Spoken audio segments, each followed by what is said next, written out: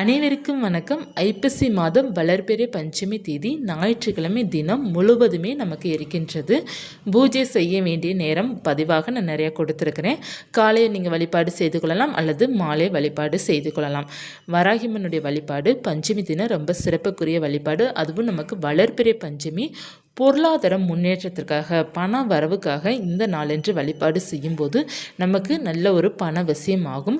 வருமானம் அதிகரிப்பதற்காக நீங்கள் என்ன செய்ய வேண்டும் அப்படிங்கிறதுக்கான பதிவு நான் கொடுக்குறேன். இந்த பதிவை நீங்கள் முழுமையாக பாருங்கள். உங்களுக்கு தேவைப்படுது, உங்களுக்கு பயனுள்ளதாக இருக்குது அப்படின்னு இதை நீங்கள் செய்து பாருங்கள்.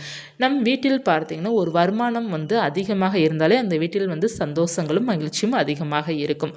நமக்கு வருமானம் கம்மியாகும் போது தான் ஏகப்பட்ட பிரச்சனை அங்கே சண்டை சச்சரவுடன் வீட்டில் போய்கிட்டு இருக்கோம். ஸோ நமக்கு வருமானம் நல்லா இருக்கணும், அந்த வருமானம் அதிகரித்து கொண்டே இருக்கணும் அப்படின்னு நீங்கள் கட்டாயமாக செய்ய வேண்டியது என்ன அப்படின்னா, ஐப்பசி மாத வளர்பிறை பஞ்சமி காலையோ அல்லது மாலையோ இல்லை இரவு தூங்க போகிறதுக்கு முன்னாடியோ நீங்கள் என்ன செய்ய வேண்டும் அப்படின்னா, ஒரே ஒரு கற்பூரவள்ளி இலை மட்டும் நீங்கள் எடுத்துக்கோங்க. வருமானம் அதிகரிக்க வேண்டும் அப்படிங்கிறது அந்த கற்பூரவள்ளி இலையை உங்கள் உள்ளங்கைக்குள்ளே வைத்து வராகியம்மனை மனதார பிரார்த்தனை பண்ணிக்கோங்க. பிரார்த்தனை பண்ணிவிட்டு ஒரு டம்ளர் தண்ணீரோ அல்லது கண்ணாடி பவுலோ நீங்கள் எடுத்துக்கோங்க.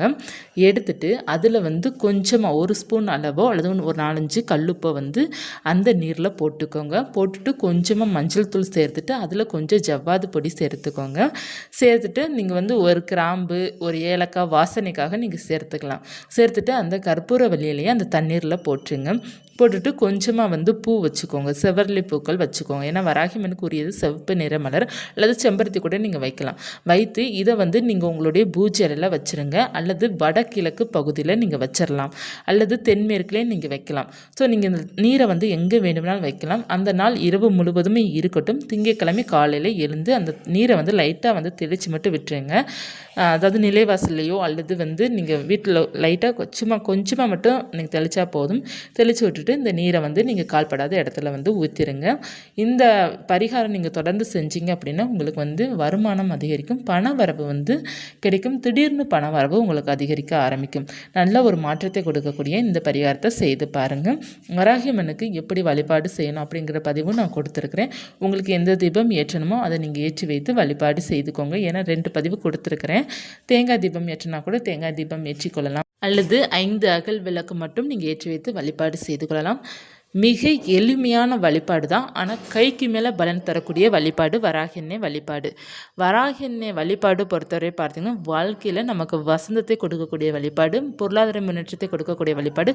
முக்கியமாக ஒவ்வொருத்தருமே ஒவ்வொரு பிரச்சனையை அப்பப்போ சந்தித்து கொண்டே இருப்பார்கள் இல்லையா, அந்த பிரச்சனைக்கான முடிவும் அந்த பிரச்சனை நம்ம விடுபடுவதற்கும் ஒரு அற்புதமான வழிபாடுனாலே வராகியன்னை வழிபாடு தான். முடிந்த அளவுக்கு வராகியனுடைய படமோ சிலை இல்லாட்டா கூட பிரச்சனை இல்லை, நீங்கள் ஒரு விளக்கு வைத்து மட்டும் வழிபாடு செய்து பாருங்க. வராகியனுடைய அருள் பரிபூர்ணமாக இருக்கும், மாற்றங்கள் நிகழும். பஞ்சமி தினம் வராகியம்மனுக்கு வளர்பிறை பஞ்சமி ப்ளஸ் தேய்பிறை பஞ்சமி இந்த 2 நாட்கள் மட்டும் வழிபாடு செய்தால் கூட அவ்வளோ பலன் கிடைக்கும். பக்கத்தில் உங்களுக்கு வராகியனை ஆலயம் இருக்குது அப்படின்னா அங்கே கூட போயிட்டு வாங்க, ரொம்ப நல்ல பலன் கிடைக்கும். இந்த பதிவு உங்களுக்கு பயனுள்ளதாக இருக்கும்னு நினைக்கிறேன். இருந்தால் லைக் பண்ணிக்கோங்க. இது போன்ற தகவல் தெரிந்துக்கலாம் அப்படின்னா சேனலை சப்ஸ்கிரைப் பண்ணி வச்சுக்கோங்க. நன்றி.